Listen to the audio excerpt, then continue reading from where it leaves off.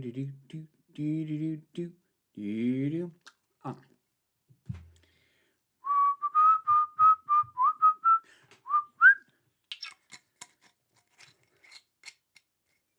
There we go. I say it's water, and I do not appreciate being called a liar on my own stream.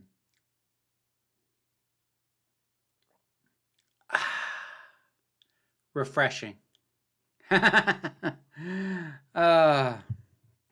Hope everybody's doing well. Hope the start of October is treating you all right. I hope your September was better than mine was, because my September was loaded with nonsense. So it's nice to come here and unwind a bit. Happy Yom Kippur. Oh, is it that early this year? Or maybe I'm confusing it with other stuff. I can't even keep track of the holidays that are like traditional. Like, I completely forgot that Monday is Indigenous Peoples Day in Vermont until I got an alert from the school that, reminder, your kid doesn't have school on Monday. I'm like, oh, right. Okay. Oh, yours too, homebody? Yeah, that kind of sums it up. You're sure mine was better than yours, Diana? Look, I'm not here to compare. I'm not looking to do the Misery Olympics, but I think the general impression I've gotten is lots of people had a September comparable or worse to mine.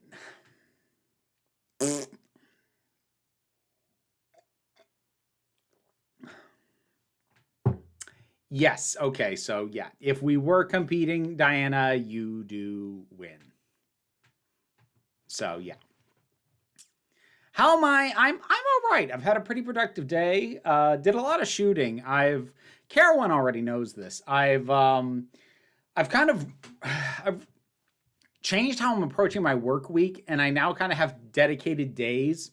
Like, yesterday was my watching day, where like the stuff that comes out on a day that I'm trying to turn around right away, like with She-Hulk or whatever, that's when it comes out. But like, I've got stuff that I need to watch for upcoming planned videos, stuff that I need to watch for reviews. And so, a day that what you're doing today is working your way through the stuff you're supposed to be watching. And today was a shooting day. So I shot a number of videos today for both. I say both for, it's for more than two things, but for the Vera Wild channel, for the Council of Geeks channel, for the Break Room, and also for, that other site I have stuff on.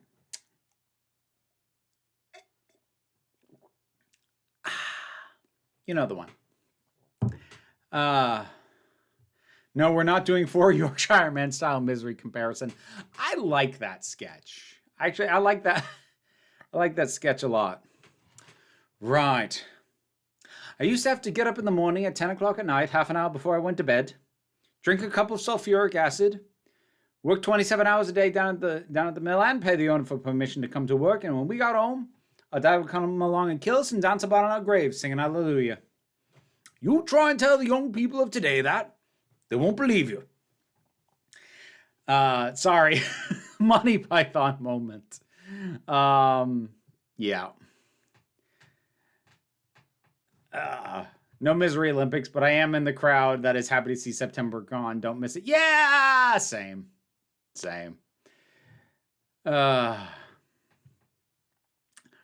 Yes, Carwin, I am indeed quite the spicy accountant. Spicy. What are my thoughts on South Park, Binger Longer and Uncut? I have not watched it in years. My memory is that it was better than almost any episode of the show. Clearly, a lot of thought went into it, and it had a lot of foresight, because it basically preemptively parodied the criticisms it knew it was going to get. So, as there's some fun meta stuff going on there, if you think about it. Actually,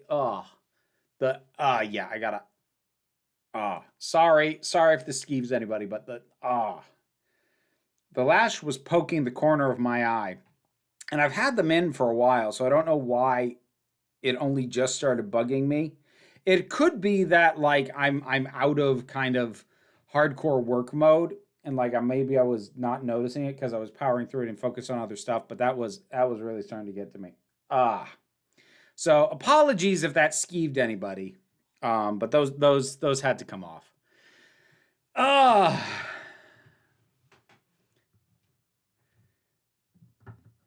Anybody seen Bros? I have no interest in Bros. Like, I have very little interest in romantic comedy at all. So it has nothing to do with the fact that it's all guys. It's just, I watched the trailer and it just reminded me of every reason why I don't watch romantic comedies 99.99999% of the time. Liz breaking viral with Riverdale gives me life. I will get that video restored later this week. I hadn't realized that it accidentally looped back in on itself. I need to fix that and get back to it. I'll do that tomorrow because tomorrow, in terms of how I'm working my work week now, tomorrow after the Twitch stream is an editing day. So I'll get that sorted and try and get that back up tomorrow.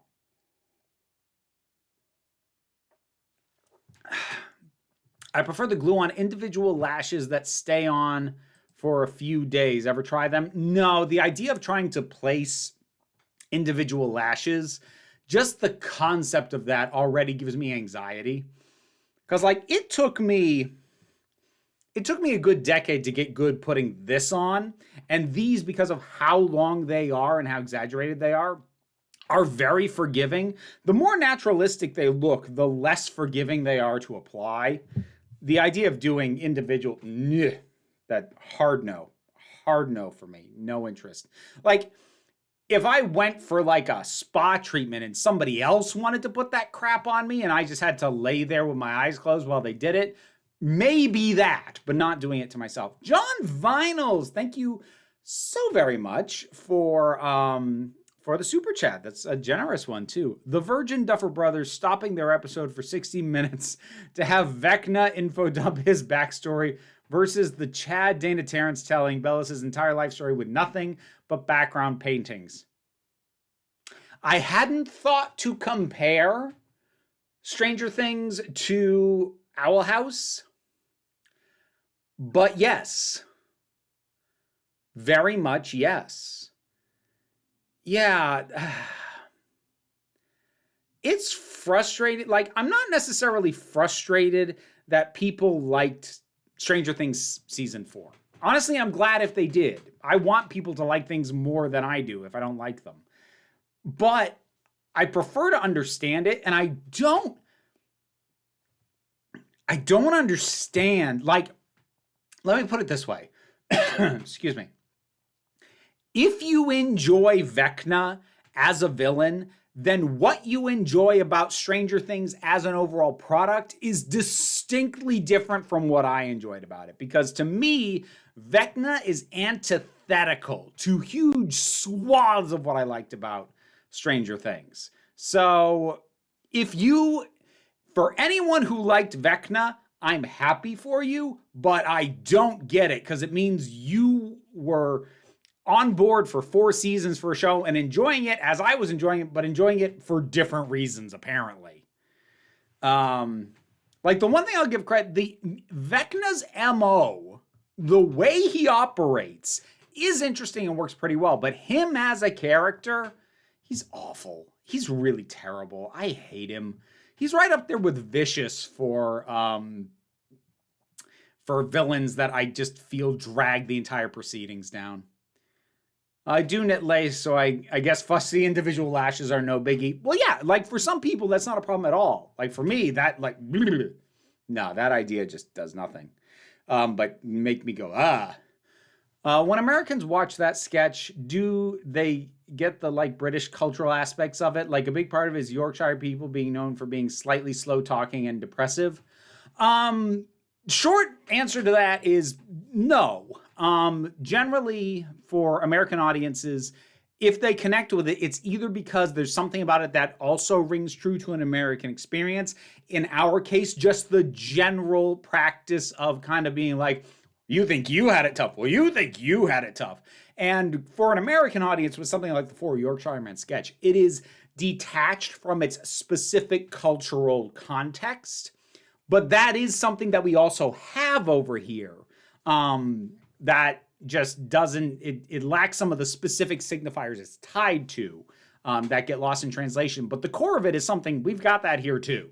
So I suspect that's true of like a lot of British comedy that does actually travel, is that while there might, or British entertainment in general, that is able to travel, while there might be a lot of things that are very specific to the UK, there is also something else either underneath or alongside or built into that that applies elsewhere, that elsewhere is able to latch onto and have fun with.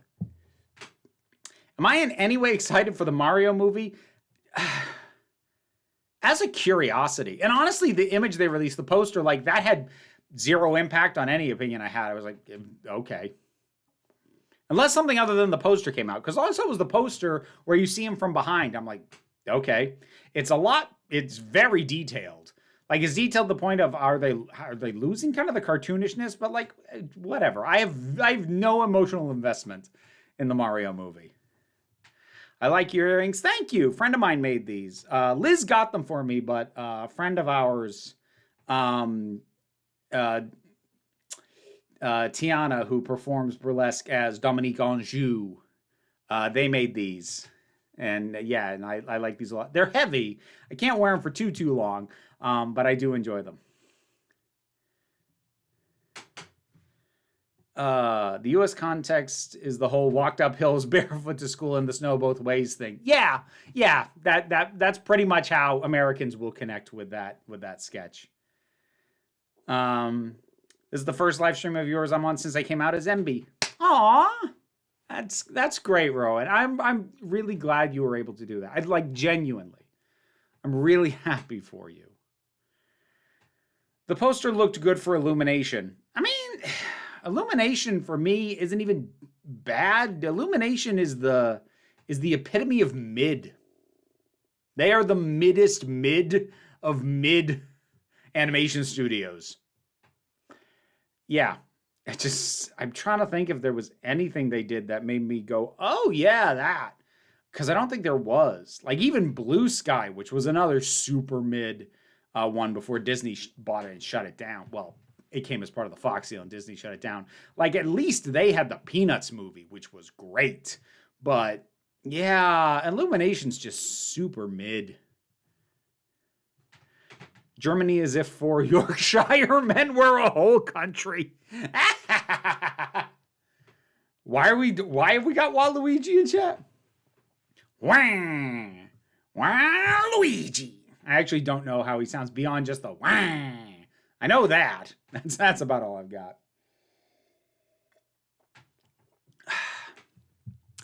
Regarding Stranger Things, my favorite thing about the series is the relationship between Steve and the kids and the friendship between Steve and Robin. Those are right up there. I love Steve. Starting season 2, because like you're not really supposed to like him in season 1, but starting season 2, Steve is easily one of my favorite things about it. He kind of saves season 2 for me, if I'm being honest. October, recent horror, decoration, candy, Halloween, cookies, cakes. So like, I have some friends who are working on, they're talking about possibly putting together like a watch along for horror movies. We'll see if anything happens with that. I've got some decoration, like I've got some general fall stuff up, like a fall wreath on the door. I've got a Dracula windsock, a very corny Dracula windsock up. But that's kind of it for now. Pumpkin carving will happen later in the month. Halloween cookies and cakes. That's new to me. I'm not familiar. I've been watching some videos on Lost Media because it's so intriguing. Like, did you know some people found some stuff from the Lost Chris Farley version of Shrek? I know I'd heard some of the audio from that. And I think it was even paired with storyboards. I think I'd heard that. Yeah. Heard some of it. I love the way you impersonated Mario on your live stream. It's me, Vera. Uh-oh. October is corn maze time. I did my time in the corn maze this year already. I'm not doing it again. Horror movies. Oh, the thing is, Bruce, like, I like to think there is a horror or horror adjacent movie for everybody. Now, maybe you don't like to actually be scared. Ooh, yes, thank you, Carolyn. I will. Just 1 second. Let me finish. I'll finish the thought I've got, and I will do that. If you are not actually into being scared, there are campy horror movies. There are animated movies that have monsters but aren't scary. There are things like Guillermo del Toro that are atmospheric but are usually about something other than scaring you, whether it be about the connections between the characters or, you know, a specific character's journey or what have you, or just something that deals in horror imagery but isn't necessarily a horror. I feel like there's something out there for pretty much everybody that at least has horror aesthetic, if not actually being horror. I think that's part of what Tim Burton's appeal was, especially when he first, got really big, late 80s, early 90s, because he brought a gothic aesthetic without trying to scare you. Like, you look at Beetlejuice is not scary, but it's very gothic. It's drenched in bizarre and macabre imagery. Similarly with the Addams Family around the same time, which wasn't Burton, but still. I think that's part of the appeal of some of the stuff like that. So yes, okay. Because Carolyn reminded me, next live stream, so 2 weeks from today, we're going to be doing something a little different, something I haven't done in almost 2 years. We're going to do a watch along. Now, to be clear, this is not going to be a live reaction. There is not going to be any image of the thing I'm watching up on the screen or any of the audio, because that'll get the stream taken down for copyright violation. But we're going to watch a movie that is easily available on Netflix, and we will try and time it and sync it up so that we all start at the same time, and then we'll watch collectively. The chat can riff on it. I will riff on it live. And the movie that we are going to do, and it is on Netflix, is going to be Morbius. It's going to be bad but fun. That's my hope. Last time I did this, it was Howard the Duck and the direct-to-video Captain America. So this stuff's fun, and it's been a while, because I did that actually on election night 2020. Desperately to do anything other than focus on the election and to avoid the news. So yeah, we're kind of doing that again, but this time for the Halloween season, and we're gonna do Morbius. It's gonna be bad. It's gonna be fun, and I am gonna hydrate to get through it, I'm sure. Already a watch list for upcoming Halloween. I'm saving Hocus Pocus 2 and Wednesday series. Hoping it is not too big a letdown. Unless somebody commissions me, I don't have plans to watch Hocus Pocus 2. Unless, like, either that happens or I'm with people who really want to see it. Like, I won't shut it down, but I have no real interest. The Wednesday series, I don't know. I might give it an episode. I'll tell you what I'm looking forward to, because I have Hulu now. I am looking forward to Hellraiser. I'm here for that, to see how that comes, because, like, we have not had a good Hellraiser movie in, oh god, forever. It's been forever, and, like, it's so good, and just I have such sights to show you. Oh, come on, be good. Anyways, Michael Anderson Doyle, thank you, Dharma. 11-month membership.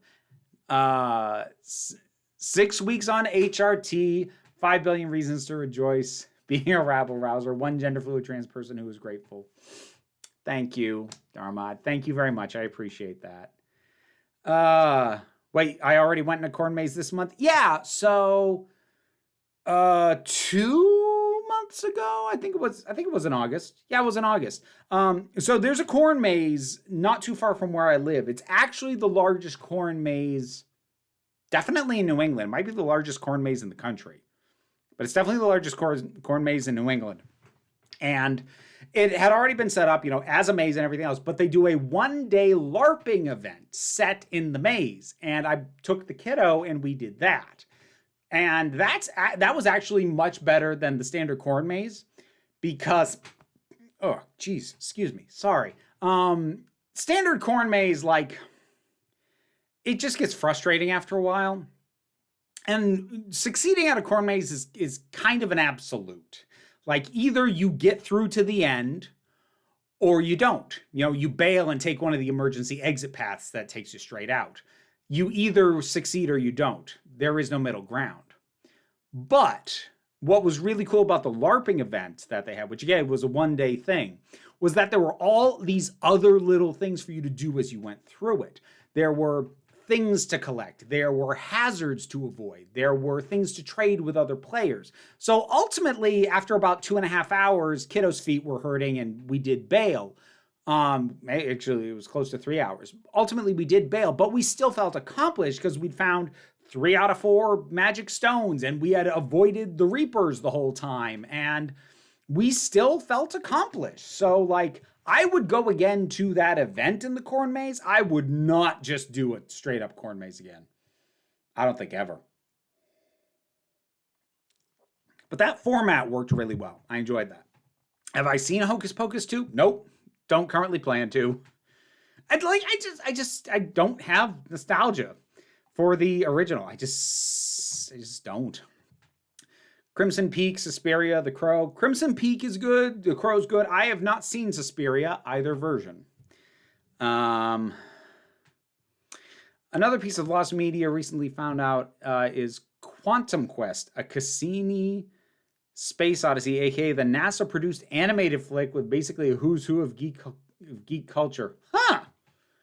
It's interesting when that stuff crops back up. The election stream was legendary.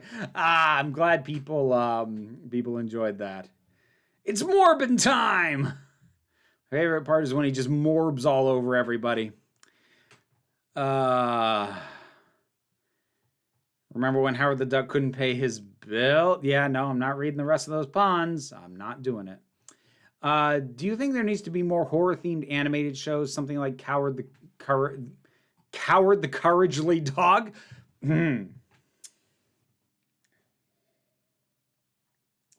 Courage the Cowardly Dog. I don't know, because like there is stuff out there that's for kids that dips into scarier imagery. Like I would argue that by its second season, Gravity Falls did that. The Owl House did that. I'm not sure if there's been another show that like was intended by its nature to be about those things in recent years, but there's definitely plenty of stuff that borrow some scary and unnerving stuff and do it really well. Of course, I keep referencing Gravity Falls as if it's recent. It's really not at this point, which is so weird. Supreme Omega, thank you so very much for the super chat. Do you feel Killing Joke and Death in the Family created issues with the Joker because later writers kept upping the Joker's brutality to the points of excess? That's one of those things where, do you blame the origin point for the creators who came later who didn't know how to handle the same thing or appreciate the restraint of not doing that all the time? And I honestly don't have an answer to that. So like, to make a non-comic book comparison, like I don't necessarily blame Paul Greengrass and the way he shot the Bourne movies he made for how many bad shaky cam action scenes came in the wake of that. Because he was one of the few who could do it pretty well for the most part. I still don't like it as a style, but he did it about as well as it could be done. And then others imitated it and just, it was awful. Is that his fault that they imitated without understanding why it worked before? And I feel similarly about Death in the Family and The Killing Joke. I don't think the problem is those stories. I think the problem is a writing and editorial staff who failed to appreciate the fact that those things felt momentous because they were atypical of what the Joker. They were moments that made you go, "Oh crap, he really is dangerous." But if you make that the new norm, then that's not special, and then you get into the needless one-upping of the brutality.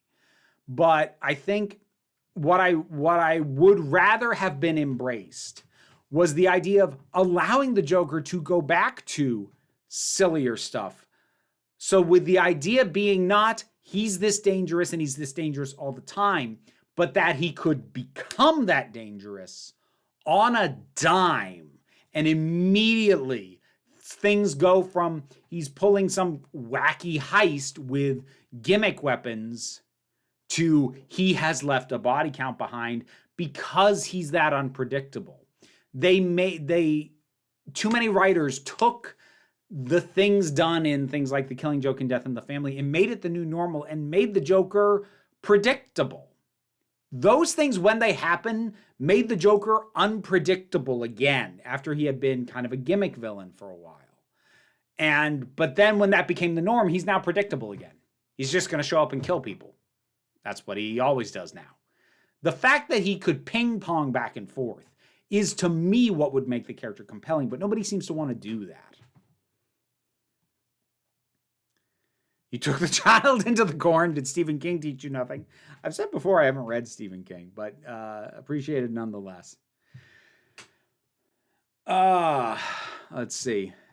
Do I watch Bridgerton? Nope. Not my cup of tea.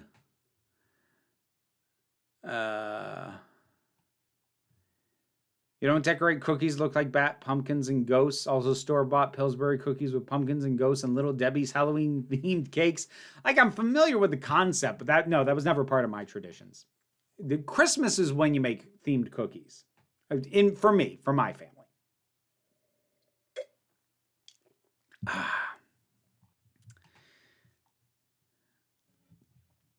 I thought I'd never hear you say it's Morbid time. They're also fond of airing the Sesame Street with Margaret Hamilton as the witch. It went unaired after moms and dads were concerned their kids had nightmares about her. Overprotective parents, good grief. You can beat any maze eventually by just following one wall endlessly. Not true. That is how you can beat most mazes. The guy who designs the maze is around where I live, which, as I said, biggest corn maze in New England, possibly biggest one in the country. He takes what he does very seriously, and he deliberately designs his mazes to not be solvable by the standard tricks. So that is true of 99% of mazes. That is not true of the mazes that are made in Danville, Vermont. Yeah. So he knows what he's doing. He really does. Have I seen Hotel Transylvania? I have seen the first 3. I barely remember the second one at all. I enjoy the energy of them. I don't particularly like the overly juvenile sense of humor. So I appreciate that they exist. I don't love them. I never got the Morbius jokes. I feel like Joe Pesci. How is it funny? Seriously.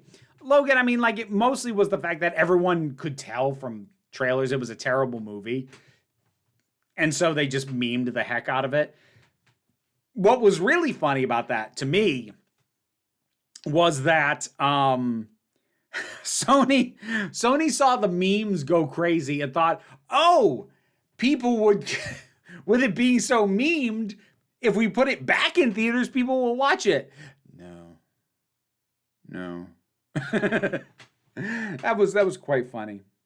Sadly, I have to leave to go to a fun group for pansexual people now. Ooh, well, enjoy.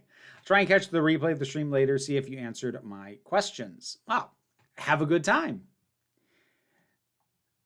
Enjoy the pansexual party. Do I bake? Not often. Not often at all. On occasion, not often. I prefer cooking to baking.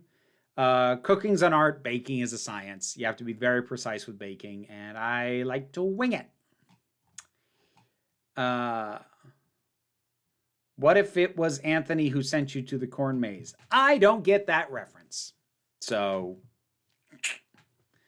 you should do a watch along for the 70s Paul Lynde Halloween special. Has Margaret Hamilton, Donnie and Marie quality? I don't even know what that's on. So, like, part of the reason I decided to do Morbius is being on Netflix.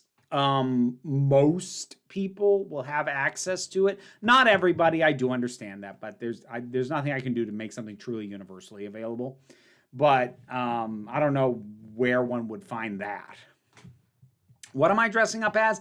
I don't know yet. I need to ask my kiddo if she cares and if she wants me to go all out or if she'll be okay with me just throwing something together. I've usually just thrown something together, like, you know, put on a black coat and one of my sets of horns kind of thing. Because, like, I'm not there to distract from whatever she's doing. Do people enjoy trying to get out of a maze? Some do. My experience of it when there wasn't the LARPing event going on was that it's very tedious.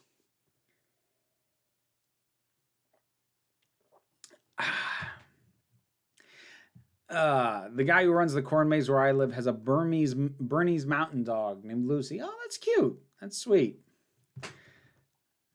Let's see. Would I consider A Nightmare Before Christmas a Halloween or a Christmas movie? It's both. It's both. Like, I don't know why it has to be either or. I'm just being silly, Vera. I figured you were homebody, but like something went over my head. Whatever Anthony was supposed to mean to me, it went over my head. And maybe it's something that if you were explaining to me, I would go, oh, but like in the moment right now, whew, I don't have Netflix, but I can get access to Morbius, I reckon. Arr, I reckon you can. I couldn't decide this year. Ended up getting a headband with horns and a corset, so I'm going as a demon. Nice. Always a good option. You can go out as Beast from Beauty and the Beast. I cannot. If I was going to do Beast from Beauty and the Beast, I'd want to do it properly, and that would mean effectively a frickin' fursuit, and I'm not doing that. Shouldn't I dress as Yellow Diamond? Boy, that... Whew. Like, if I were trying to match my kiddo's outfit, that would be something that would make a lot of sense. But, like, I have neither the time, the means, nor the funds to put that together. Okay, hang on. I am on an off chance going to check something real quick. Just because I need to know that this is not an easily available thing.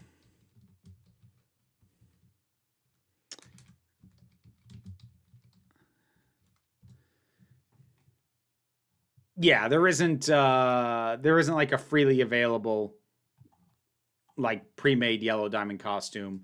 I'd have to get something custom. Yeah, that's not happening. Anyways, moving on from that. That would have been funny. That would have been very funny if I could have pulled that together. But like realistically, I can't. Anthony was the kid with horrifying horrifying powers. Weppers. How did I even get there? In that Twilight Zone episode. Oh, okay. Yeah, I didn't pick up on that. Something I found out recently is, to my knowledge, Venom is Marvel's first bisexual anti-hero, which makes sense because he's a sentient gloop alien. If I'm wrong, correct me. So, I don't know. I don't know. That's the first I'm hearing about that. So my first question is, when you say Venom, do you mean the combination of character and symbiote? Or are you talking about just the symbiote as an entity unto itself? Because I think the symbiote is not gendered. And certainly if you are considering the bonding to a human host as an equivalent to sex, then yes, it would be non-discriminatory in terms of sexual preference. But that all feels coded. And so my short answer to that is I don't know. How do we feel about lesbian Velma? It's about damn time. Seriously. Like, we've all known. For goodness sake, we've all known. You could go as Belle from Beauty and the Beast. You'd rock the gown. See, the thing is, I would much rather wear her blue and white dress from the opening than wear the yellow ball gown. I have a Stevani costume, but it definitely wouldn't fit you. I'm sure it wouldn't. What do I think of Billy Eichner in his movie Bros? Billy Eichner is just someone who has never had appeal to me. What I'm about to say may be unrepresentative because I haven't watched a lot of stuff. But the impression I've gotten from the tiny snippets of Billy on the Street is that he is famous for being flamboyant and loud. And I don't care. I'm sure he's a perfectly nice guy. Maybe there's more to him than that, but that's what's been fed to me through osmosis. Flamboyant and loud. Okay. Go about your day. I'll go about mine. Underrated Halloween movie shows and specials. The Halloween episodes of Roseanne, the original run of Roseanne, were really good. Those were really good because they were always trying to one-up each other with the costumes or with pranking each other. Those were good episodes. And I feel like those are forgotten partially because, like, we've tried to scrub Roseanne from collective memory, which, fair. Those are still good episodes, though. The symbiote. Okay. See, like, I know the symbiote is referred to as he. I don't know if the symbiote is actually definitively gendered in the first place. Again, I feel like I'd have to really dig into lore for that. Just going to wear my reindeer onesie again. Whatever works for you. We knew it back in the 70s, little kids. Damn it. Yeah, like, Velma. We've always known about Velma. Like, that's not news. The Little Mermaid, is it another big fat why? I mean, my response to literally every single one of these live action remakes has been why. I don't understand why any of them exist. So, like, I'm not going to crap all over it because, you know, the change in the casting has clearly been meaningful for some people, especially some young audiences, and I wouldn't want to take that away from them. But me as an audience member, I don't care. And it doesn't matter who you cast as anybody. Doesn't matter who you cast as Ariel. Doesn't matter who you cast as Ursula. I don't. Why? That's me. But, like, I don't feel so strongly about it. I'm like, it shouldn't exist. I do kind of wish that they had stopped doing this, but, like, look, if you get something out of it, fine. I don't get it at all. Do you think you'll ever get around to doing Overdue Classic Who reactions? All right, two-part answer to that. I am going to do more Overdue Classic Who. I've got one planned to do this month and next month, actually. And then after that, I'm going to start bringing back, hopefully, the voting on the Patreon to decide what ones I do after that and make it a regular feature again. They are going to be reviews, not reaction. I've had a number of people asking me about doing reaction content, and I'm not going to start doing that for anything other than trailers because it is a big pain in the ass to edit, especially trying to get around copyright issues. It's a completely different editing flow from anything I do. So I'd be kind of almost feel like I'm starting from scratch from it. And for it to be interesting, it would honestly damage my ability to enjoy things on first viewing because I'd feel like I have to play to the camera, which means that, you know, my ability to view things is already at least slightly tainted by the fact that I look at them through a critical lens. almost everything I see, I think, well, I'm going to do a video on this later. What's my critical view of this? So I've already got that going for me. And if I start doing reactions on top of that, that means that in real time, part of my brain is sinking thinking time and processing power into remember to play to the camera. Ooh, that's something you should make a joke or a gag out of because you need to play to the camera. And like, that's not how I want to experience media. It's just not. I'll do it for trailers because they're super short. And on rare occasions, I will do it with something that I know is garbage because I don't care if I have a lousy viewing experience of it. That's why I'm willing to do it with Morbius for the watch along in 2 weeks. The Beast's real name is Adam. I'm aware. John Vinyls. Thank you very, very much. Meant to ask you this back in September, but I've been wondering about the question of why Hootie, King, and the Planters work so much better than say, Gurgi or the Gargoyles in Hunchback of Notre Dame. Well, I would say, first of all, they are better integrated into the setting that they appear in.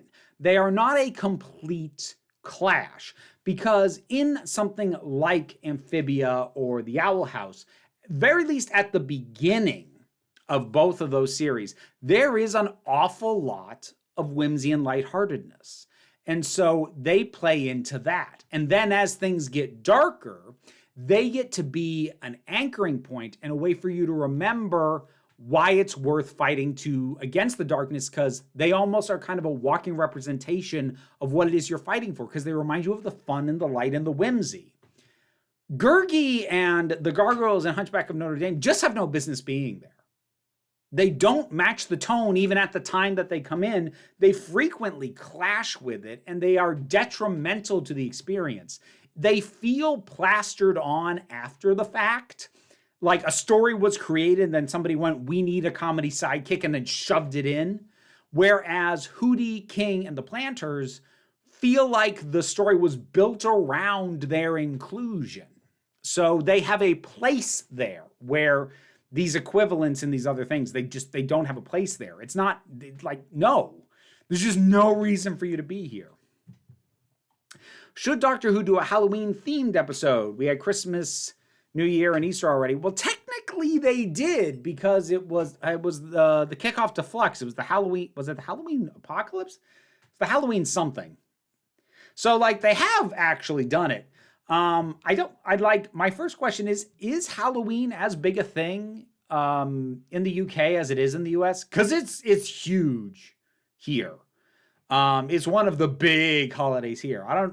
Is it over there? I mean, that's my first, I legitimately don't know.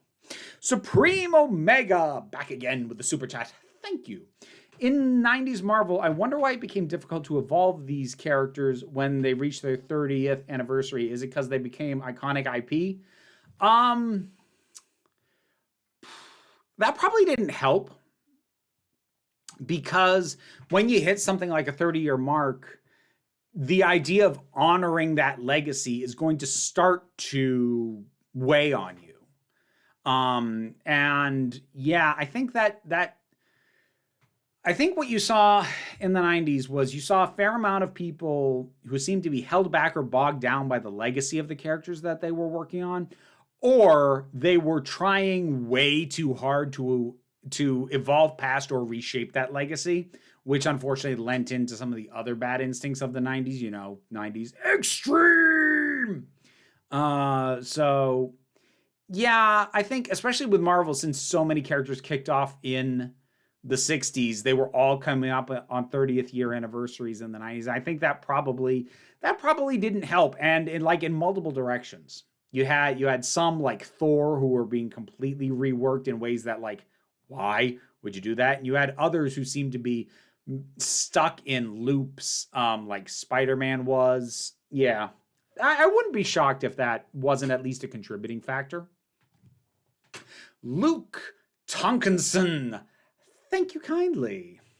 Hey Vera, it's been a long while since I've been able to financially support the channel. I appreciate it that you can, but things are a bit better now, so have a drink or whatever you want on me. Salut!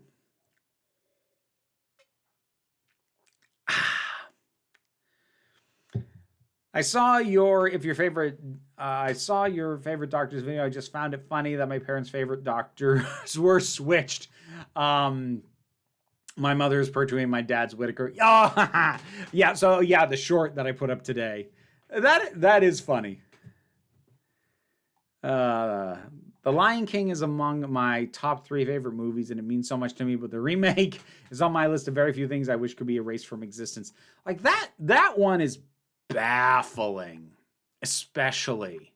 This is like all this technical work in service of what? I don't know. 255 AD. Thank you very much for the super chat. I just had an important revelation, like literally just now, is I'm good at acknowledging my flaws without correcting them because of my autistic preference for habit. Not that you should care. Well, honestly, I do care insofar as I think that self-reflection and an understanding of how you work as a person, especially how your brain works, is important for anyone to have. So I care to that extent that I'm glad you are coming to a better understanding, because my life has gone a lot better, as I've gotten just better able to work with my ADHD rather than work against it. And a big part of that was no longer, working a day job for a company who demanded certain hours and certain things and certain timelines and to be done a certain way, regardless of how my brain was prepared to work. Being my own boss does help a lot. But like part of why I'm able to do what I do for a living and do it reliably and combat things like burnout is I know how to work with my own brain. That's honestly, that kind of matters a lot. I never liked Roseanne Barr. See, the thing is, Roseanne herself was probably the least funny thing about that original show. It was still good. The original one, well, before the final season. Good God. Not suggesting this for this channel, but the Babylon 5 podcast is a nice balance of post-reaction and talk through and criticism. I mean, that's easier to do because I have Jesse to bounce off of. So like the overall environment of that is maybe a bit more reaction.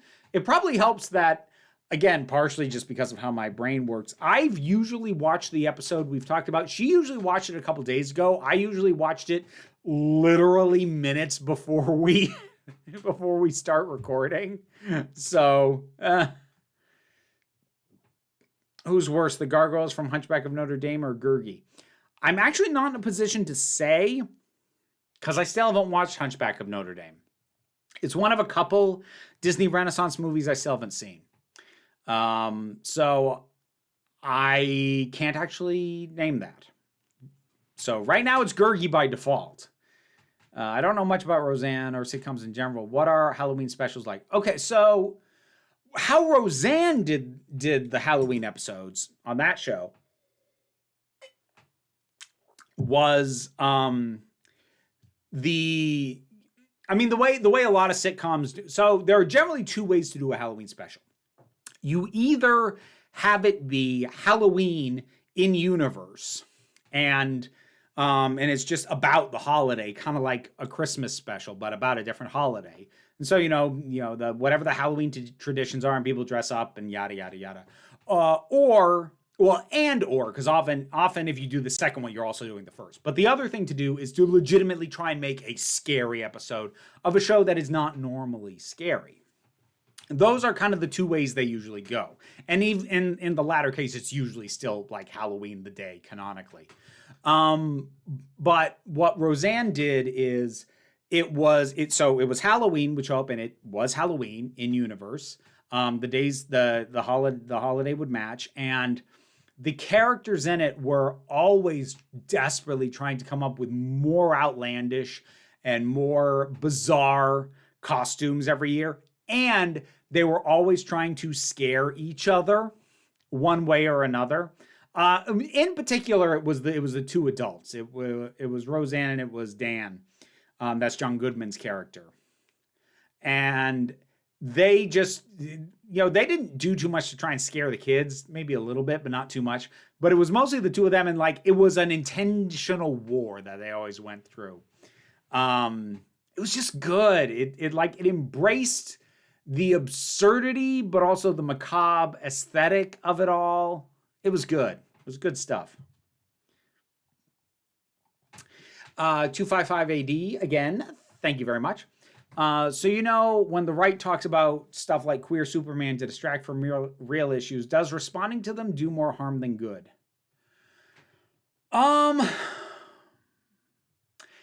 It depends. Focusing on that while ignoring what else is going on does more harm than good. But pushing back on their bullshit is almost always a good idea. That should not be the only thing that you put your attention into, because part of their hope when they do this culture war stuff is to distract from other stuff they might be doing. So you always need to pay attention to what else is going on that they're focusing on this, but you can't just let it go unchallenged either.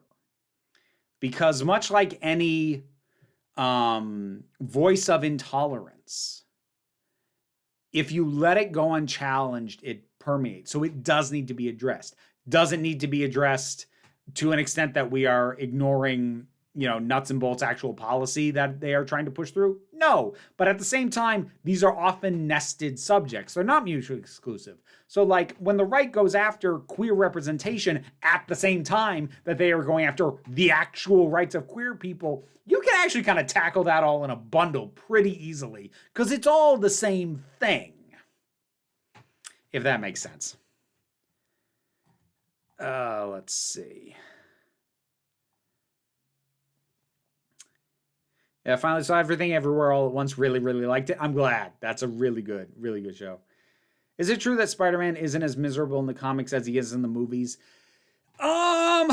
Depends on the era. Sometimes he is. For stretches, he is. He's not always. Like, there is the notorious Peter Parker luck. He has the worst luck in the freaking world. Like, just bad stuff just happens to him. Halloween isn't as big a thing in Britain. Kids go for trick-or-treating, young people dress up and get hammered. The older crowd doesn't really care. Yeah, so that's another reason that I would be surprised if Doctor Who ever did a Halloween special as a regular thing. I've always had the opinion that Disney remakes didn't have to be what they are, except Mulan. You could have cut Mushu and make the tone darker, but kept some of the comedy. Discord. Yeah, sorry, Carolyn. I was behind in the chat, so I'm only now seeing that reminder, so I'll do that in a second. Like, unless it is a ground-up reinterpretation of the original myth, I don't know why, artistically, like, money is the answer. But artistically, I don't know why you'd make any of those remakes.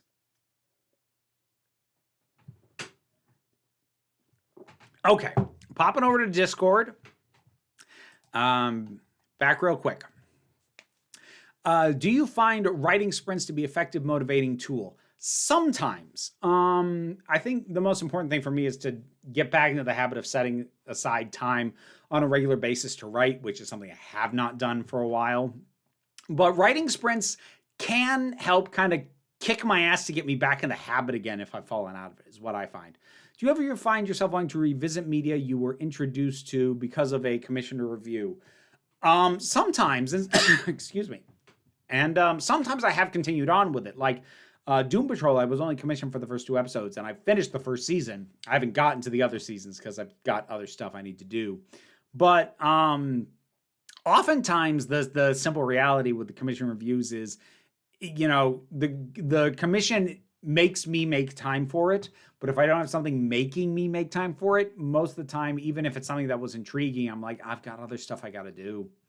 Are there any songs besides the ones in the show that remind you of Doctor Who? Yeah, odd one, but it really does. It is a Miracle of Sound song called Into the Wild, and it's actually about Zelda Breath of the Wild. But something about the vibe of it feels Doctor Who to me. Let's see. So you know how people keep complaining about She-Hulk's CGI and asking if they can fix it? I've seen some people saying the same thing in response to that. They said after people complained about the original Sonic animation, basically, guys, if the studio actually helps to fix it, it'll put the VFX team under even more crunch than they're probably already under. Apparently, Disney is especially bad for slave-driving VFX artists, which is most likely why She-Hulk looks not so good in the first place. How do you feel about the idea it's bad to complain about a product a company is putting out if fixing it would just create more work for already overworked employees? So I don't think that a broken system is a reason to let a flaw go unremarked on. I do think that that is a reason to not be a demanding prick and be like, you should fix this, because that will lead to even worse circumstances. But look, if the work is bad, I understand the circumstances under which it was made, but if the work is bad, we should say so. Because that, as long as we're not being asses about it, that might theoretically actually help. Because if the system that this work is being created under is bad, and we're all going, it's bad, maybe that's a point of leverage that can be used to try and spur unionization and a change of the system.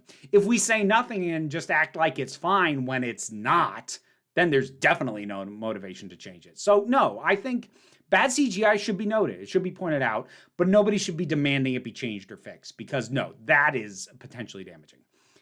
I don't know where you live, so maybe, hopefully, this would be unlikely.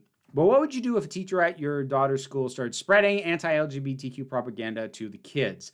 A while back, another YouTuber, who I won't name for reasons unrelated to this, made a video where he talked about how a teacher at his kid's school started telling the kids HIV was God punishing the gays, and when he complained, nothing happened because it was Georgia.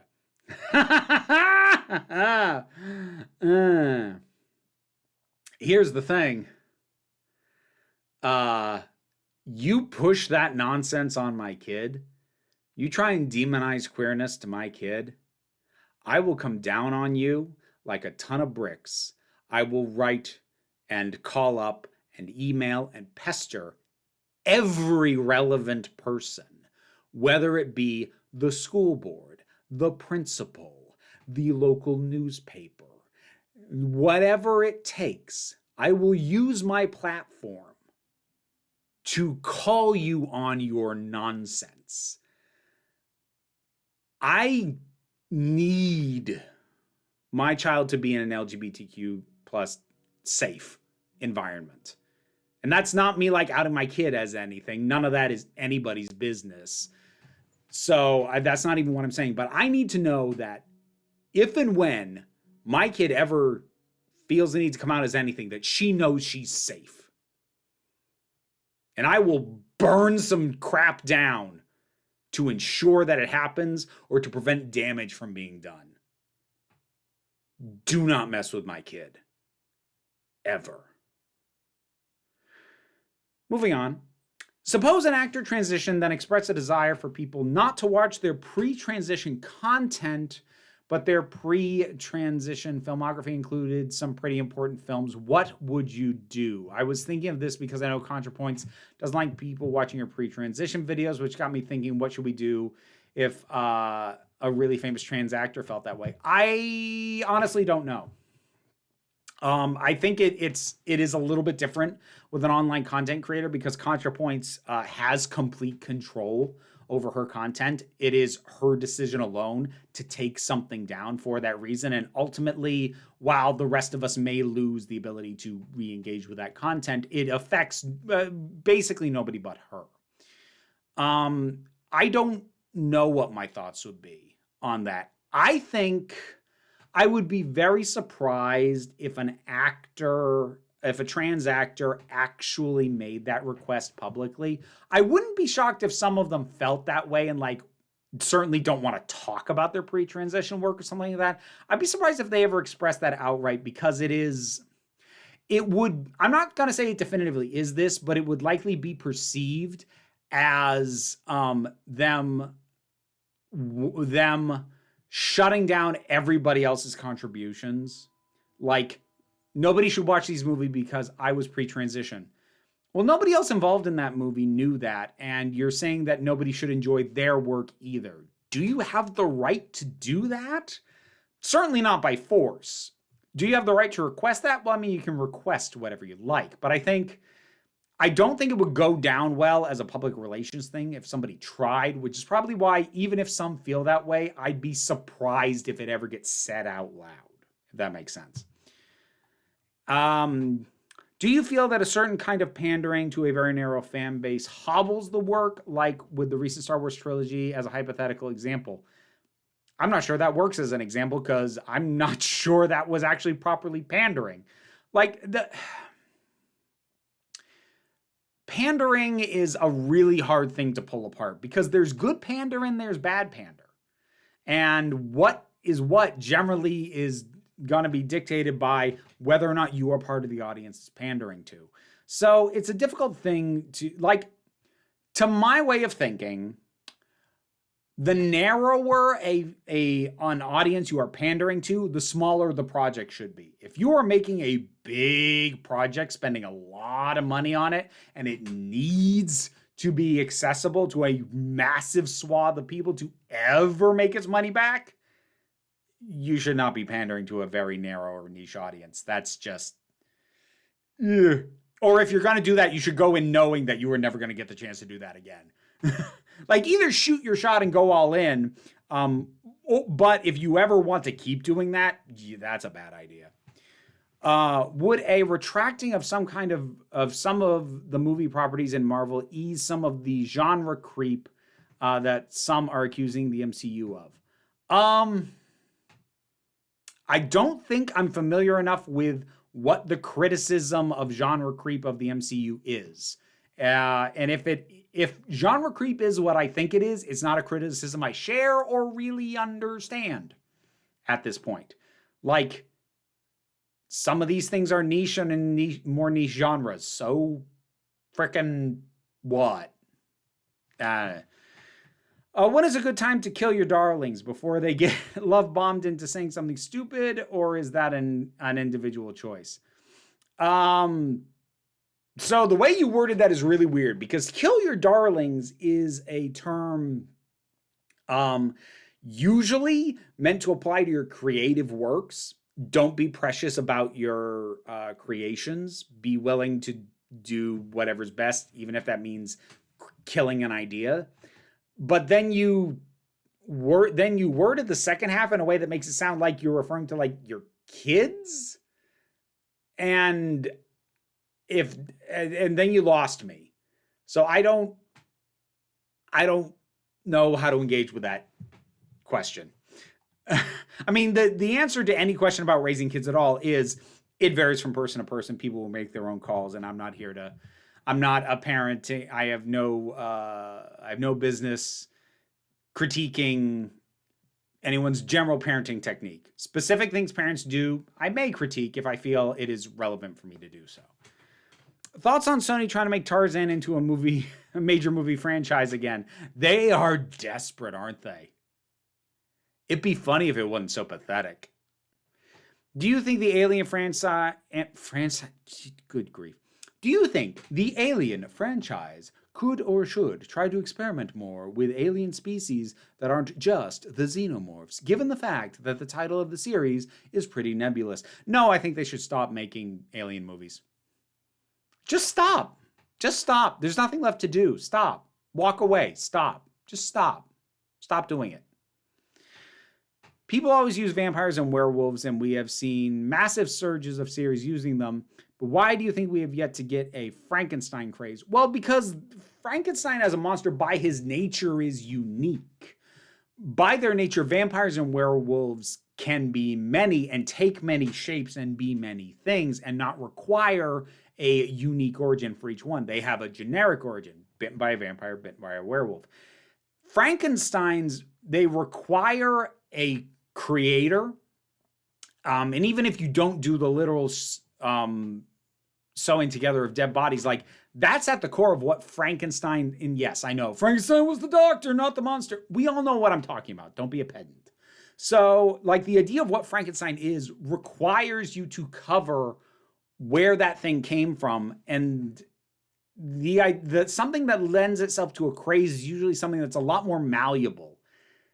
You don't have as much freedom working with Frankenstein as a starting base premise, other than like just to be like something really bonkers with it.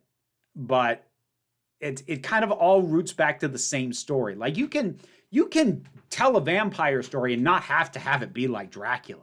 You can tell a werewolf story and not have to have it be like the Wolfman. But there's only so far you can get from the Frankenstein story while dealing with a Frankenstein monster. I think that's part of the problem. It's limiting as a concept. I think it's part of the same reason that we have not seen nearly as many equivalents to Creature from the Black Lagoon, in addition to the fact that it's a full body prosthetic and difficult to make work. I'm almost done with the Discord, and then I'll pop back on for like 10 minutes or something to catch up with the chat. Do you think the BBC will remember to tell us the date of the centenary special Power of the Daleks before it actually airs? I think we do have an air date. I think we have that, or at least there is a expected air date. Maybe it's not confirmed. Hang on. Power of the Doctor air date. No, I guess we still don't have it. It's still speculative. It's this month. I guess it's still not official. Okay, so there is, some are saying it'll be Sunday the 23rd. Some have it earlier than that. That is unconfirmed. I'm double checking.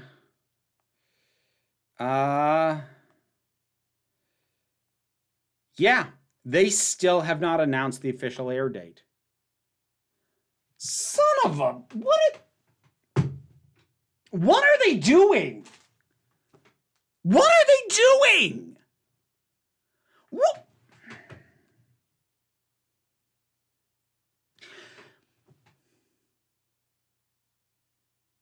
I'm so confused because they're treating the centenary special like they're trying to dump it so no one will notice, but at the same time they're doing a lot of Doctor Who stuff in the future, so it's not like they're scrapping the IP and putting it on ice. What are they doing? Oh my god.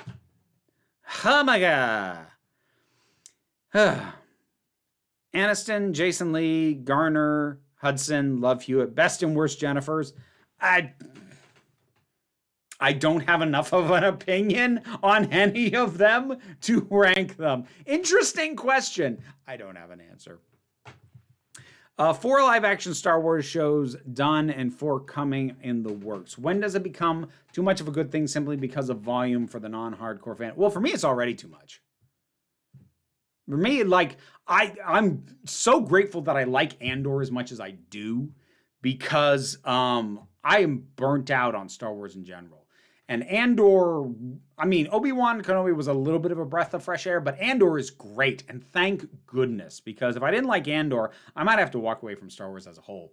But a whole bunch of the announced stuff, I have like zero interest in. I have no interest in Ahsoka. I have no interest in whatever the Old Republic, whatever they're doing. I don't care. It is too much. And like anyone who feels that way about Marvel at this point, I get it, because I'm already there with Star Wars. Okay. I'm back in the main chat now. So I know I've got some super chats that I had not gotten to yet. So I'm prioritizing those. I know I'm skipping over a lot of other stuff. There's no way I'm going to catch up. Supreme Omega, while it's easy to blame the infamous Clone Saga for Spidey's 90s troubles, I feel it first started to go wrong when Peter's robot parents arc happened. That certainly didn't help. And even the Clone Saga wasn't bad initially. They just stretched it out for freaking years when it was originally intended to be like a 6-month story. So overindulgence is the word of the 90s when it comes to the comics. And what's the other? We got a couple of other super chats. John Vinyls, thank you very much. I like imagining the Owl House done in the animation style of Over the Garden Wall because they have the same New England fairy tale vibe. Ooh. That could work. That could certainly work. Ooh, I should pencil in a rewatch of that for October for myself. Ooh, maybe I can get Liz to watch it. Ooh, maybe I can get the kiddo to watch it. We tried a little while back. She didn't go for it, but that was like 3 years ago. She probably doesn't remember. Ooh, maybe. I gotta try that. Anyways. Let me see here. John Vinyls, once again, thank you so much. Toph is another example of Gurgi syndrome in that she does not fit the tone of Avatar The Last Airbender at all, instead being a snarky millennial teenager plopped into the middle of a classic fantasy quest story. So, I haven't really talked about Toph because I ultimately, while I watched basically all of the second season of Avatar, I didn't do a review of it because my I missed a couple of questions at the top of the Discord. Oh, you're right, I did. So hold on, I'll pop back to that in a second. Let me deal with this question first. So I remember when I did my review of the first season, a lot of people told me like, "Oh, it's okay. You'll like you'll like season 2. Oh, wait till you meet Toph." And then I met Toph. I didn't like Toph. I get why some people would, but she did nothing for me. And honestly, my issue with her is like she's just like the most negative person. She's just grumpy about everything or sarcastic about everything. I'm like, you have no joy in life. I don't want to spend time with you. So I think it's interesting to compare it with a distinctly annoying character like Gurgi, but I can see how the tonal clash could be an issue for some. Okay, so I missed a couple of Discord questions, so popping back right there. Do you enjoy horror movies? There's a horror movie about capitalism called The Platform that I thought you might be interested in. I have not heard of that. Horror movies, for me, I am very picky. I enjoy monster movies. I rarely enjoy slashers. I enjoy ghost movies. I'm not a gore hound. I appreciate horror aesthetics a lot more than most horror stories. I find most horror stories are often very flimsy and serve as excuses for something, be it excuses for gratuitous kills, creative violence, what have you. And if that's what you're here for, that's fine, but I need a decent story and characters on top of that. So I'm very picky with horror movies. And I missed one others. I remember you saying you were going to do an Undertale review. Are you still planning on it? I thought I'd done it. I thought I did it. Carolyn actually alerted me to this question before the stream, and I went and double checked, and I'm like, no, I never did. I could have sworn, like, I must have gotten buried under other stuff that I needed to do, and I just forgot. I assumed that I had, but no, you're right, I haven't. I've got that penciled in to try and get to this month now. So anyways, what else have I got?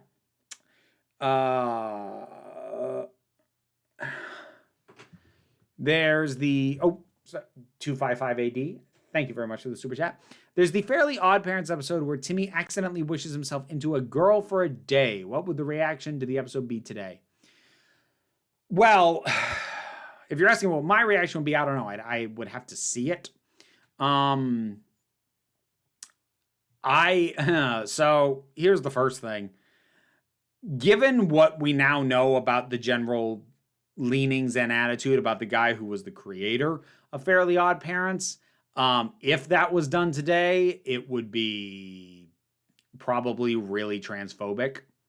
But if, however, as it was done at the time, if it was done now, if Timmy's reaction was at any point anything other than utter revulsion 100% of the time, it would be called woke propaganda by right-wing pundits. It just would.